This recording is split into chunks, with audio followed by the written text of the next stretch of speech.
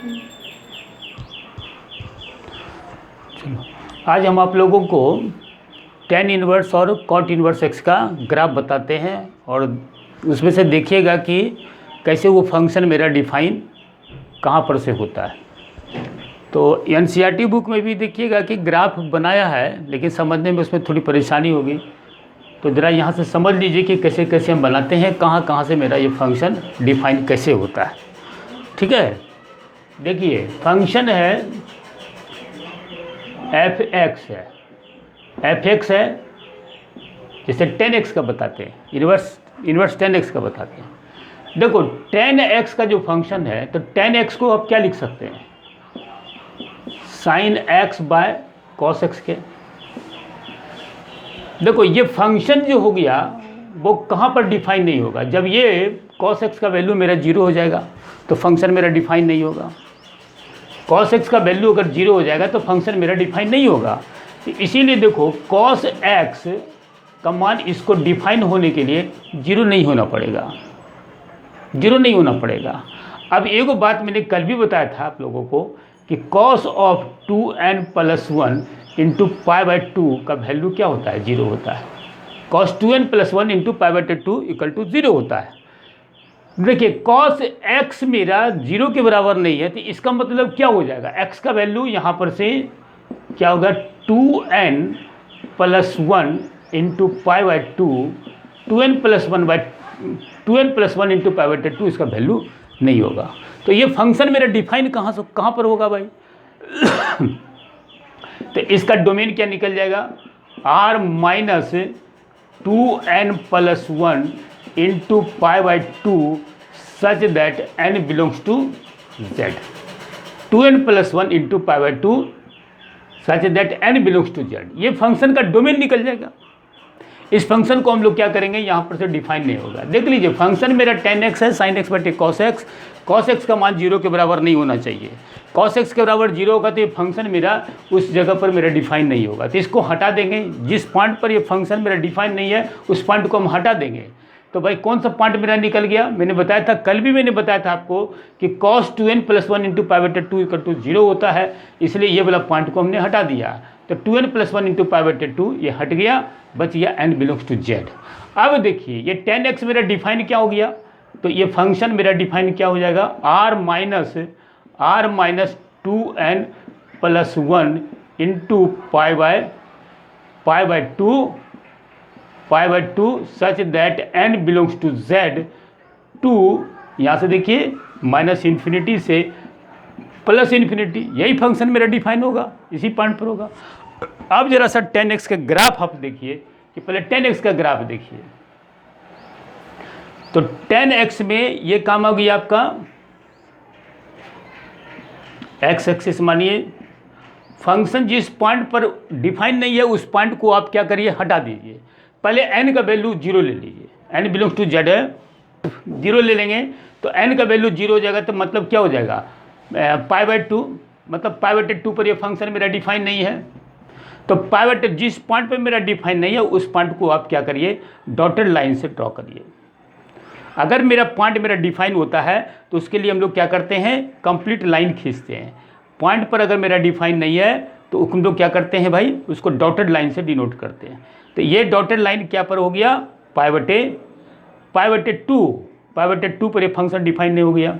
फिर n के जगह पर आप 1 ले लीजिए, तो 1 ले लीजिएगा तो किसका मान होगा जाएगा, 2 + 1 3 इंटू π/2, तो 3π/2 ये फंक्शन मेरा 3π/2 पर भी मेरा डिफाइन नहीं होगा। तो 3π/2 को भी डॉटेड लाइन से आप रिप्रेजेंट कर दिए, 3π/2, 0। आगे देखिए यहाँ पर से n के जगह पर से आप वैल्यू ले लीजिए, n की जगह पर से अगर हम 2 ले लेते हैं वैल्यू तो क्या होगा, 2 इंटू 2 + 1 इंटू π/2 मिला करके रेस्ट वैल्यू आपका आ गया कितना, 5π/2। 5π/2 यहाँ पर से डिफाइन करिए। अब जरा इस तरफ वाला पॉइंट ले लीजिए, n की जगह पर -1 ले लीजिए, तो क्या होगा, -2 + 1 इंटू π/2, तो -π/2 ये फंक्शन को यहाँ पर से -π/2 यहाँ पर से देख लीजिए, -π/2 को हमने इधर से रिप्रेजेंट कर दिया, -π/2, ठीक है। -2 ले लीजिए तो -2 + 1 कितना जाएगा, -3π/2, तो एगो काम यहाँ पर से आ गया आपका -3π/2 के। तो एगो -3π/2 यहाँ से ले लीजिए, तो -3π/2 वाला पॉइंट यहाँ से आ गया -3π/2। आगे ले लीजिएगा काम, तो क्या हो जाएगा फिर मेरा -5π/2। तो फिर यहाँ से ये वाला पॉइंट आ गया -5π/2 के। तो ये काम हो जाएगा -5π/2 के। अब देखिए फंक्शन मेरा डिफाइन क्या हो जाएगा, 0 sin 0 का मान 0 और cos 0 का मान 1, तो 0 हो गया, ये पॉइंट यहाँ पर आ गया। अब इधर से चल जाइए π/2, तो π/2 sin π/2 का मान 1 और cos π/2 का मान 0। तो क्या हो गया, एनी नंबर बाय 0 मेरा क्या करेगा, इन्फानाइट शो करेगा। तो ये एगो ग्राफ यहाँ पर से इन्फानाइट की ओर भाग गया। ये मेरा डिफाइन नहीं है, तो ये काम को यहाँ पर से आप ले लीजिए, इसको सटाइएगा नहीं ग्राफ। अगर सटा देते हैं या इंटरसेक्ट करते हैं या सट भी गया तो क्या करता है, वो पॉइंट मेरा डिफाइन हो जाएगा। और ये पॉइंट मेरा डिफाइन नहीं है तो सिर्फ ग्राफ को आप यहाँ से कीजिए। फिर उसी प्रकार से -π/2 होगा, तो ग्राफ यहाँ पर से क्या खींचा जाएगा, इधर पर इस तरफ खींच दीजिए। तो 0 आ गया, π/2 और 3π/2 के बीच में क्या आ जाएगा पाए। फिर उसी प्रकार से ग्राफ खींचिए, ये ग्राफ हो गया। फिर यहाँ से आपका इस तरह से भाग गया। फिर यहाँ से 3π/2 और 5π/2 के बीच में नंबर कौन सा आएगा, 2π। फिर यहाँ पर से 2π, देखिए ये फंक्शन मेरा यहाँ से डिफाइन नहीं है, तो एगो काम यहाँ पर से कितना हो जाएगा, 5π/2 है। इधर से देखिए ग्राफ हो गया। फिर इसी तरह का ग्राफ यहाँ पर से भी आप खींचिए, तो -π हो गया। तो एक ग्राफ यहाँ पर से आ गया -π, ये डिफाइन नहीं हो गया पॉइंट। यहाँ पर से भी खींच दीजिए -2π, एगो काम यहाँ पर से आ गया। फिर यहाँ से देखिए, अब मैंने बोला कि आपको इन्वर्स निकालना है, तो इन्वर्स निकालने के लिए फंक्शन को पहले इन्वर्टेबल होना पड़ेगा। तो इन्वर्टेबल होने के लिए मैंने कल बताया था आपको कि फंक्शन को 1 1 on 2 होना पड़ेगा। तो फंक्शन 1 1 on 2 ले लिए, 1 1 on 2 का मतलब एक को पहले 1 1 के लिए जाते different elements of different of image. On 2 के लिए मेरा जो क्या काम करेगा, कोडोमेन मेरा क्या करेगा, जो इमेज बनेगा, इमेज का या रेंज का कलेक्शन जो होगा वो मेरा होगा। यहाँ पर से देखिए ये फंक्शन मेरा यहाँ पर से अगर ले लीजिए तो ये डिफरेंट एलिमेंट आ गया। यहाँ पर का डिफरेंट एलिमेंट कुछ भी वैल्यू दे दीजिए आप, जैसे π/4 ले लेते हैं तो 10π/4 का मान यहाँ पर से कितना हो जाएगा 1, और 10 of -π/4 का मान क्या हो जाएगा -1। फिर देखिए जैसे 10 30 डिग्री ले लीजिए, 10 30 का मान 1/√3 और 10 of -30 का मान -1/√3, 10 60 का वैल्यू √3 और 10 -60 का मान -√3। तो देखिए डिफरेंट एलिमेंट्स है, डिफरेंट एफ इमेज हो गया। तो डिफरेंट एफ इमेज हो गया, तो ये को देखिए यहाँ पर से भी काम कर गया। फिर इसमें भी देखिए आप ये मान यहाँ पर से हो जाएगा। तो फंक्शन मेरा इन्वर्टेबल कहाँ से आ गया भाई, -π/2 से π/2 के बीच में। फिर या आप यहाँ पर से π से 2π के बीच में, सॉरी फंक्शन क्या हो जाएगा π/2 से 3π/2। यहाँ पर से भी तो आप देखिए यहाँ पर से -3π/2 से -π/2, इधर से फिर देखिए -5π/2 से -3π/2। तो फंक्शन मेरा इन्वर्टेबल के लिए आप इतना दूर दिमाग लगाइए, ठीक है काम। यहाँ से इन्वर्टेबल के लिए तो फंक्शन का ग्राफ पहले इन्वर्टेबल बनाइए इसको। तो इन्वर्टेबल के लिए जो फंक्शन मेरा डिफाइन हो गया वो क्या हो गया,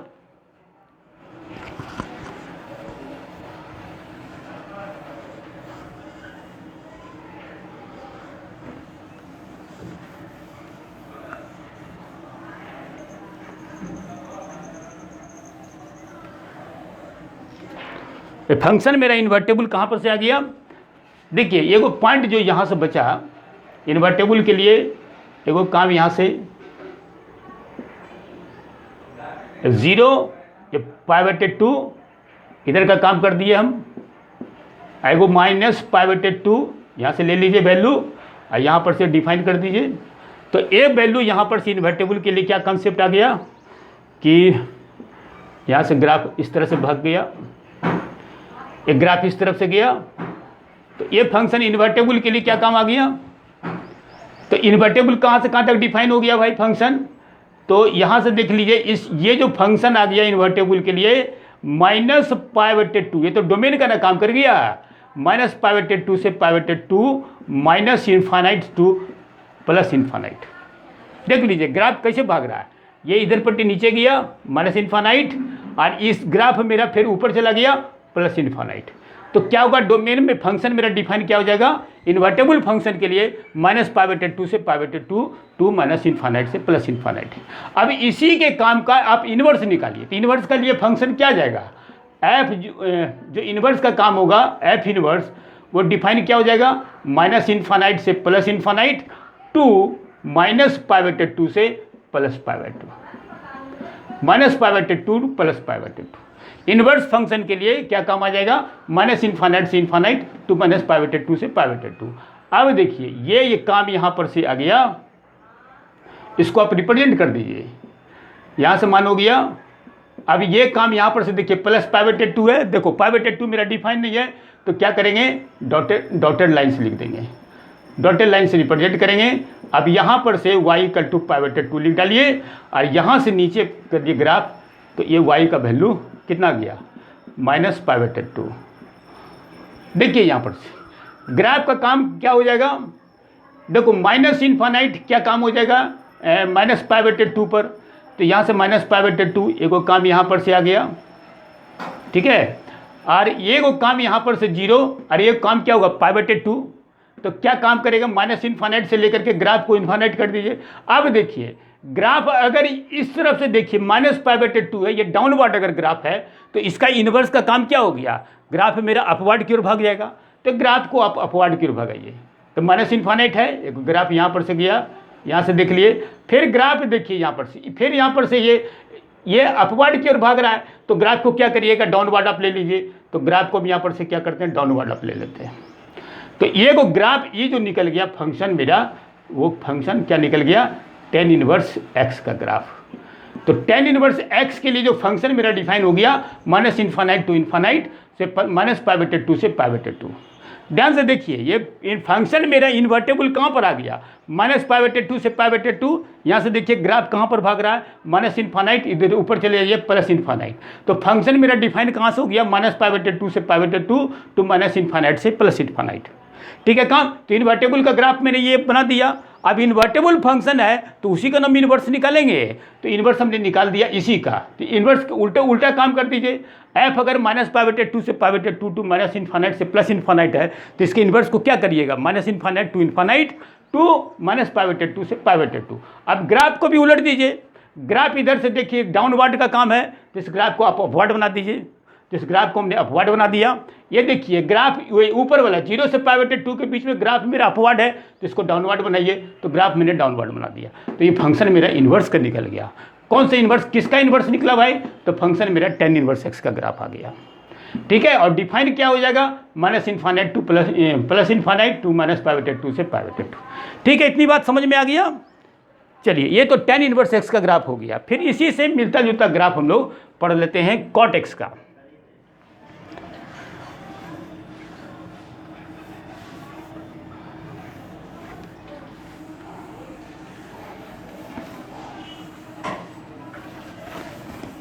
देखिए cot x फिर क्या लिख दीजिएगा, cot x का काम क्या हो जाएगा, जैसे tan x हम क्या लिख देते हैं भाई, sin x by cos x, तो cot x भी क्या लिख देंगे हम, cos बाई sin लिख देंगे। उल्टा काम यहाँ पर से tan का है, तो सारा चीज़ यहाँ पर से देखिए, तो f(x) = मेरा cot x है, तो इसको हम लोग लिख देते हैं,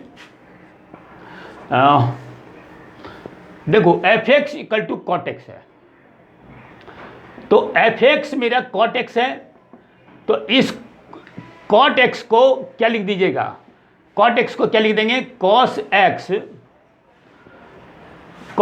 x बाय sin x। अब देखिए उसमें क्या हो गया, ये फंक्शन मेरा cot कहाँ पर डिफाइन नहीं होगा, जब sin x का मान मेरा 0 के बराबर नहीं होगा। sin x मेरा अगर 0 के बराबर नहीं है, यहाँ से देखिए sin x मेरा 0 के बराबर नहीं है, तो मैंने बताया था कल ही आपको कि sin n पाई का वैल्यू कितना होता है, 0 के बराबर होता है। तो x मेरा 0 के बराबर नहीं है, तो इसका मतलब कहाँ पर हो गया, x मेरा n पाई पर मेरा डिफाइन नहीं है, n पाई पर डिफाइन नहीं, तो इस पॉइंट, जो पॉइंट मेरा डिफाइन नहीं है उस पॉइंट को आप हटा दीजिए। तो फंक्शन मेरा क्या निकल गया, इसका डोमेन ये हो गया r minus n pi such that n belongs to z। जो पॉइंट मेरा डिफाइन नहीं है उस पॉइंट को मैंने हटाया, तो कहाँ से हटाइएगा भाई, तो रियल नंबर पर r minus n pi such that n belongs to z के। अब ये फंक्शन मेरा डिफाइन कहाँ से हो गया, तो r minus n pi such that n belongs to z to minus infinite to plus infinite. Graph तो इतनी आएगा, r minus n pi such that n belongs to z to minus infinite to plus infinite. अब उसमें देखो 10 वाला में क्या था ग्राफ, π/2 पर मेरा π/2 के ऑड मल्टीपल पर था। यहाँ से देखो पाई का मल्टीपल का काम कर रहा है तो ये वाला पॉइंट को आप हटाइए, जो पॉइंट मेरा आ गया उस पॉइंट को हटाइए, तो ये पॉइंट को हम हटा देते हैं। तो ये पॉइंट क्या क्या आ गया, यहाँ पर से देख लीजिए, ये पाई का काम आ गया, तो पाई यहाँ पर से डालिए। अब इस पॉइंट को क्या करिए, डॉटेड लाइन से रिप्रेजेंट करिए। मैंने बोला कि जो पॉइंट मेरा डिफाइन नहीं होता है उसको डॉटेड लाइन से रिप्रेजेंट करते हैं। तो पाई मेरा डिफाइन नहीं है तो पाई को डॉटेड लाइन से रिप्रेजेंट कर दिए। और फिर देखो फिर क्या काम आ गया, पाई का मल्टीपल है तो ये काम फिर कितना आ जाएगा 2 पाई। तो 2 पाई जो पॉइंट आ गया उसको भी हटा दीजिए, 2 पाई वाला पॉइंट मेरा हट गया। आगे का काम क्या हो जाएगा 3 पाई, ये काम को 3 पाई भी हटा दीजिए, 3 पाई भी हटाए। यहाँ से देखिए n की जगह पर -1 ले लीजिए तो काम कितना आ गया माइनस पाई आ गया, माइनस पाई वाला पॉइंट भी हटाइए। और ये वाला काम यहाँ से फिर कितना जाएगा -2 पाई, इधर से ले लीजिए, -2 पाई हमने ले लिया, ठीक है काम। अब देखिए काम को यहाँ पर से फिर देखिए, 0 है मेरा यहाँ पर, 0 का काम है। यहाँ पर से देखिए cot 0 क्या काम करेगा, इन्फाइनाइट भाग जाएगा। cot 0 that means cos 0 by sin 0, cos 0 का वैल्यू 1 और sin 0 का मान 0। तो एनी नंबर बाई 0 क्या काम करेगा, इन्फाइनाइट की ओर भागेगा, तो ग्राफ मेरा इन्फाइनाइट होगा। देखिए 0 से पाई के बीच में यहाँ से एक पॉइंट भी आएगा क्या π/2, ये पॉइंट कितना जाएगा 3 π/2। और इधर से पॉइंट क्या ले लीजिएगा आप -π/2, -π/2, इधर का पॉइंट कितना जाएगा -3 π/2। देखिए ये पॉइंट तो मेरा 0 पर इन्फाइनाइट आ गया, इन्फाइनाइट का काम हो गया। आगे का काम देखिए π/2 के लिए, तो π/2 के लिए देखिए cos π/2 0, sin π/2 का मान 1, तो 0/1 = 0। फिर यहाँ पर से आगे बढ़िए, पाई का मान cos pi by sin pi, मैंने बताया था कि cos pi cos n pi -1 to the power n, तो -1। तो यहाँ पर से काम क्या कर गया, यहाँ पर से देखिए अब बटे यहाँ पर sin पाई का वैल्यू 0, तो ये माइनस इन्फाइनाइट की ओर भाग गया। तो ये ग्राफ आपका क्या हो गया, ये प्लस इन्फाइनाइट ऊपर गिर गया, एक ग्राफ मेरा इधर भाग गया। फिर ये सिमिलर का कंसेप्ट आपके पास आ गया। तो सिमिलर इसी तरह से ग्राफ आप 3 π/2 यहाँ से आप ले लीजिए 5 π/2, एक ग्राफ फिर यहाँ से इस तरह से भाग गया। फिर इसमें भी काम वही कर दीजिए आप, एक ग्राफ इस तरह से भाग रहा है, इस तरह से डिनोट कर दीजिए, और ये ग्राफ यहाँ पर से आ गया। आगे का भी काम को आप प्रोसीड कर दीजिए। अब फंक्शन आप देखिए कि मेरा इन्वर्टेबल कहाँ पर होता है, मतलब 1 1 और 2 कहाँ पर शो करता है। देखिए इसको, ये यहाँ पर से पॉइंट लीजिए, डिफरेंट एलिमेंट्स का डिफरेंट एफ इमेज यहाँ पर काम कर रहा है, डिफरेंट एफ एलिमेंट्स का डिफरेंट एफ इमेज। तो 0 से पाई ले लीजिए, या पाई से 2 पाई ले लीजिए, 2 पाई से 3 पाई ले लेते हैं, माइनस पाई टू 0 ले लीजिए, -2 पाई से माइनस पाई ले लीजिए। फंक्शन तो यहीं पर इन्वर्टेबल कर रहा है काम। तो ये इन्वर्टेबल फंक्शन के लिए काम क्या ले लेते हैं भाई, 0 से पाई ले लीजिए। देखो ये काम तो मेरा 1 1 आ गया, और इसका रेंज आप देखिए, रेंज कितना निकल रहा है प्लस इन्फाइनाइट होगी। इधर से देखिए माइनस इन्फाइनाइट से प्लस इन्फाइनाइट भाग भी रहा है, तो मेरा रेंज मेरा कोडोमेन के बराबर भी हो गया। तो कोडोमेन के बराबर अगर रेंज को हो जाएगा तो फंक्शन मेरा 1 2 ऐसे भी हो रहा है। और यहाँ पर से देखिए डिफरेंट एलिमेंट्स है, डिफरेंट एफ इमेज, तो फंक्शन मेरा 1 1 काम कर रहा है। तो ये फंक्शन इन्वर्टेबल कहाँ पर काम करेगा, तो ये 0 से पाई यहीं पर काम कर रहा है, या पाई से 2 पाई, 2 पाई से 3 पाई, माइनस पाई टू 0 और -2 पाई 2 पाई, और आगे का काम इधर से पीछे प्रोसीड करते जाइए। तो ये वो काम यहाँ पर से निकल गया। अब इस फंक्शन का इन्वर्टेबल के लिए आप यहाँ पर से देखिए क्या काम करते हैं हमें।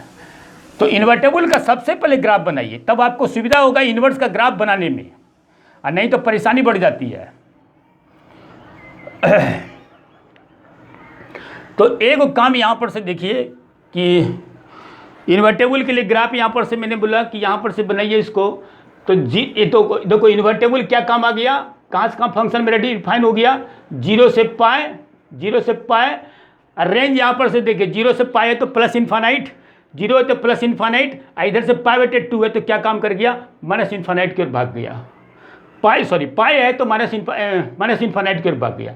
0 से पाई है तो फंक्शन मेरा इन्वर्टेबल कहाँ से हो गया, 0 से pi to minus infinite to plus infinite. अब इस काम को इन्वर्टेबल का ग्राफ यहाँ पर से बनाइए, तो ये ग्राफ यहाँ पर से खींच देंगे, x हो गया, y हो गया, और ये काम यहाँ पर से पाई है जो डिफाइन नहीं है, ये काम को यहाँ पर से लिखते हैं। आइए मेरा पाई बटे 2 है तो ये पाई बटे 2 मैंने यहाँ पर से लिख डाला, और ये ग्राफ को यहाँ से ऐसे करके ऐसे रिप्रेजेंट किया हुआ है। तो ग्राफ मेरा इस तरह से जो रिप्रेजेंट है, इस तरह से ग्राफ को हम, जो मेरा इन्वर्टेबल के लिए ग्राफ आया, ये काम मैंने दे दिया। अब यही काम का इन्वर्स निकालेंगे तो क्या करेंगे भाई, इसको भी हम चेंज कर देंगे। तो एफ इन्वर्स क्या काम आ गया, minus infinite to plus infinite to minus pi बटे 2 कॉमा पाई बटे 2 इन्वर्स आ गया। तो ये काम डोमेन का करने लगा, और जो काम मेरा इसमें फंक्शन में डोमेन था वो मेरा रेंज का काम करने लगा। तो इन्वर्टेबल के लिए ये काम हो गया। फिर ये काम आप देखिए यहाँ से क्या गया, प्लस पाई बटे 2 और माइनस पाई बटे 2, ठीक है, sorry, minus infinite to plus infinite, इधर से काम क्या गया 0 टू पाई। तो देखिए 0 यहाँ पर है, पाई कहाँ पर होगा, इधर होगा। अब ये डिफाइन नहीं है तो फिर ये क्या करेंगे, हम डॉटेड लाइन से रिप्रेजेंट कर देंगे। अब देखिए 0 से पाई है ये यहाँ पर से एक काम कितना करेगा, पाई बटे 2 ले लीजिए। इधर से देखिए 0 से पाई बटे 2 के में ग्राफ मेरा अपवर्ड की ओर भाग रहा है, देख लीजिए। तो इसको क्या करिएगा, डाउनवर्ड की ओर करिएगा। तो 0 से पाई, इधर से काम यहाँ पर से आ गया 0 से पाई तक के बीच में ग्राफ मेरा अपवर्ड के काम कर गया, पाई बटे 2 के बीच में। तो ये 0 से पाई बटे 2 के बीच में देखिए ग्राफ अपवर्ड काम कर रहा है। तो इन्वर्स निकालेंगे तो हम डाउनवर्ड कर देंगे। तो इसके लिए डाउनवर्ड इधर से काम करिए। फिर देखिए ये मेरा डाउनवर्ड की ओर काम कर रहा है, तो इसका ग्राफ क्या जाएगा, अपवर्ड की ओर हो गया। तो ये अपवर्ड की ओर ग्राफ हम क्या करेंगे, इधर ऐसे करके खींच डालेंगे, इस तरह से ग्राफ हम खींच डालेंगे। तो ये जो ग्राफ मेरा निकल गया वो मेरा निकल गया किसका, तो कॉट इनवर्स एक्स का। तो कॉट इनवर्स एक्स मेरा डिफाइन क्या हो जाएगा, minus infinite to plus infinite to 0 से पाई। सबसे पहले मैंने क्या किया, एफ एक्स बराबर कॉट एक्स ले लिया। कॉट एक्स को क्या किया, cos by sine, cos by sine को मैंने बोला कि साइन एक्स मेरा डिफाइन नहीं होगा, तो साइन एक्स मेरा not equal to 0, therefore x not equal to n pi. तो आर माइनस एन पाई मैंने ले लिया, एन बिलोंग्स टू जेड, उसका ग्राफ मैंने यहाँ से बना करके आपको दिखा दिया। और ये फंक्शन मैंने बोला कि इन्वर्टेबल देखिए यहाँ से भी है, यहाँ से भी है, यहाँ से भी है, यहाँ भी है, यहाँ भी है तो इस काम को ले लिया। तो इस काम को मैंने ले लिया, तो ये फंक्शन इन्वर्टेबल के लिए 0 से pi to minus infinite to plus infinite दे दिए। तो ये काम को यहाँ पर से, ये काम को मैंने डिफाइन कर दिया। इसका ग्राफ जो यहाँ पर से ग्राफ बना हुआ है वही ग्राफ बनाइए इसको। अब ये फंक्शन का इन्वर्स है, तो जो मैंने बोला कि आपका रेंज है तो मेरा डोमेन का काम करेगा, और जो डोमेन है वो मेरा रेंज का काम करेगा। वो 0 से पाई मैंने लिख दिया यहाँ पर। तो देखिए ये काम यहाँ पर से देखिए, मैंने बोला आपको कि 0 से पाई बटे 2 के बीच में ग्राफ मेरा इधर से क्या काम कर रहा है, ऊपर की ओर भाग रहा है। तो इसको क्या करिए, नीचे डाउनवर्ड की ओर काम कर दीजिए। तो देखिए ग्राफ को मैंने यहाँ पर से डाउनवर्ड कर दिया, ग्राफ को यहाँ पर से मैंने डाउनवर्ड कर दिया। तो ये ग्राफ मेरा डाउनवर्ड की ओर हो गया, ठीक है काम। अब फिर ये ग्राफ देखिए यहाँ पर से ये नीचे डाउनवर्ड की ओर है, तो ये मेरा ग्राफ को हम अपवर्ड करेंगे। तो ग्राफ को हम यहाँ पर से अपवर्ड कर दिया, तो एक कॉट इनवर्स एक्स निकल गया। ठीक है, चलिए कल फिर हम आप लोगों को, आप तो टेन इनवर्स और कॉट इनवर्स एक्स का ग्राफ सीखा है, कल हम आप लोगों को सेक इनवर्स एक्स और कॉसेक इनवर्स एक्स का ग्राफ सिखाएंगे। 2 ग्राफ सिखाएंगे, तब फिर हम आपको प्रॉब्लम बताएंगे। ठीक है, रखिए।